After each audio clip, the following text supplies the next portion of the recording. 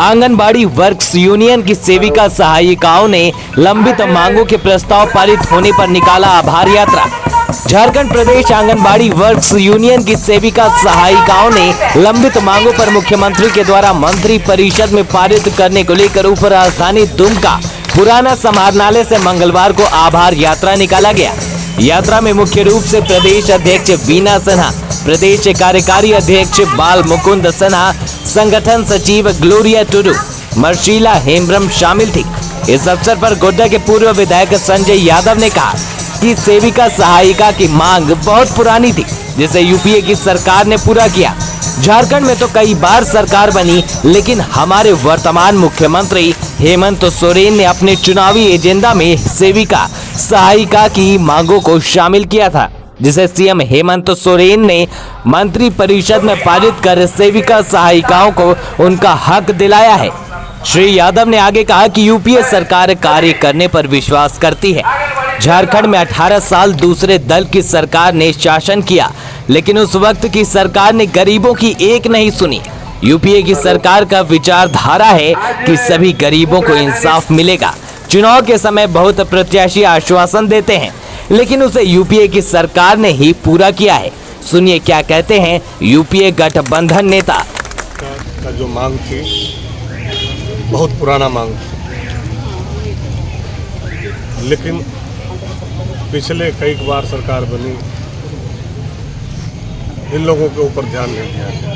लेकिन हमारे वर्तमान मुख्यमंत्री यूपीए के हेमंत सोरेन जी ने चुनावी एजेंडा में ही ऐलान किया था और 29-30 के करीब हम लोग का मैनिफेस्टो में जो मांग था वो हूबहू आज लागू हो रहा है। इसीलिए के नाम दिया गया हेमंत है तो हिम्मत है। और यूपीए सरकार काम पे विश्वास करती है। राजनीतिक में 18 साल तक बीजेपी की शासन रहा यहाँ, लेकिन कभी भी जो गरीब तबके के लोग हैं इसके ऊपर किसी का ध्यान नहीं गया और इस सारे मांगों को कभी पूरी नहीं किया गया। उल्टे जब भी आंदोलन कभी गरीब लोग किए हैं तो उसको डंडा बरसाया गया है।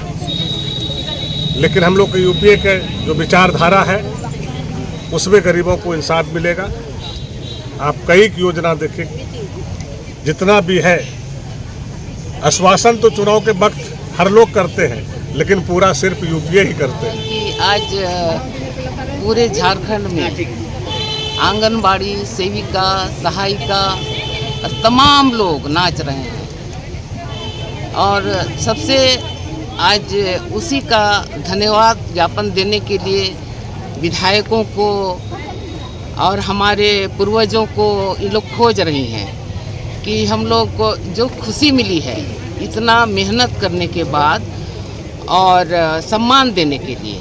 तो आज चूँकि यूपीए की बैठक हो रही है, सारे विधायक रांची चले गए हैं, तो यहाँ दुमका में या हमारे अतिथि गोड्डा से पूर्व विधायक संजय जी आए हुए हैं, वो हमारे सामने साथ में उपस्थित हैं। मैं दुमका जिला परिषद अध्यक्ष हूँ, मैं भी एक छोटी कार्यकर्ता हूँ यूपी की तरफ से। तो मुझे वो सम्मान विधायक जी को देना चाहिए, सरकार को देना चाहिए। तो मुझे खुशी ये हो रही है कि उनका सम्मान, मुझे अभी यहाँ पर उपस्थित हूँ, मैं उसका सम्मान ले रही हूँ और ये मेरी तरफ से सारे विधायकों को, सारी सरकारों को हमारी तरफ से बहुत बहुत धन्यवाद मैं दूंगी कि इन्होंने ये काम जो गुरुजी का सपना था उस सपना पूरा करके उनका बेटा ने कर दिखाया। यूपी सरकार को बहुत बहुत हमारी तरफ से धन्यवाद।